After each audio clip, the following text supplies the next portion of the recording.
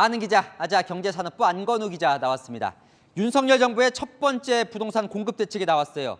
문재인 정부와는 확실히 방향이 다른 것 같습니다. 전 정권 뒤집기라고 해도 과언이 아닐 것 같습니다. 딱 5년 전 이맘때죠. 문재인 정권 출범 100일쯤에 나온 파리 부동산 대책 기사를 찾아봤습니다. 칼 빼든 정부 재건축 표적, 수요 억제로 투기와 전쟁 이런 제목인데요. 기사에서 읽힌 문재인 정부의 부동산 정책 기조가 이랬습니다. 투기가 문제라면서 공급을 틀어 막은 거죠. 이후 정권 후반기에도 공공주도로 새로운 곳에 공급하는 방식이었거든요. 이번 정부는 다릅니다. 공급에 총력을 기울이되 민간 주도로 재건축이나 재개발 이슈가 있는 핵심지에 공급하는 방식으로 전략을 바꾼 겁니다. 그러니까요. 지금 이제 눈에 띄는 게 재건축 재개발인데 문재인 정부에서는 어떻게든 이 풀어주지 않으려고 한 건데 이제는 푸는 겁니까? 확실하게? 그렇습니다. 일반적으로 재개발 재건축이 수요가 좀 몰리는 곳이잖아요. 그런데 이쪽으로 공급이 줄어도 너무 줄었다고 본 겁니다.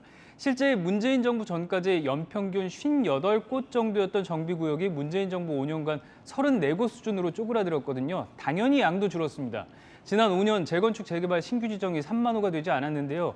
윤석열 정부는 앞으로 10만 호를 신규 지정할 계획입니다. 이걸 현실화하기 위해서 오늘 발표한 재건축 초과이익 환수제나 안전진단 규제를 완화하는 카드를 꺼내들었고요.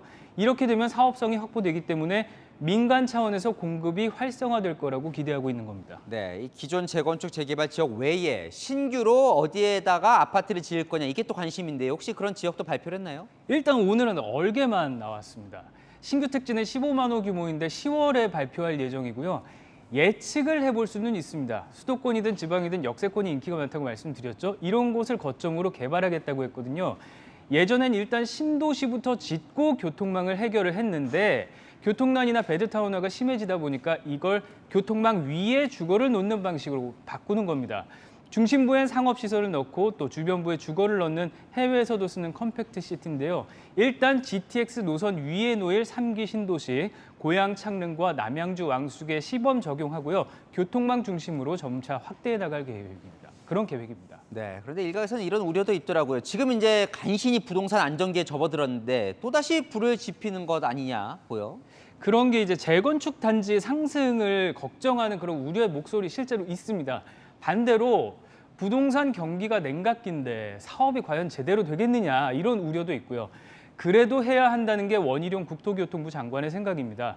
오늘 공급정책 브리핑에서 주택 가격이 하락한다고 공급을 줄였다가 상승기 때 폭격을 맞았던 실패, 그런 실패 또 당하면 안 된다고 강조했는데요. 구덕이 무서워서 장 못 담가서야 되겠느냐. 단기 흐름에 연연하지 않고 공급을 하는 게 그게 중요하다는 인식입니다. 네, 사실 문재인 정부가 임기 동안 부동산 대책 28번 냈다는데도 실패했다 이런 평가가 많았는데요. 전문가들은 오늘 그래서 첫 번째 대책 어떻게 평가를 합니까? 진짜 20여 회 정책 나왔었죠.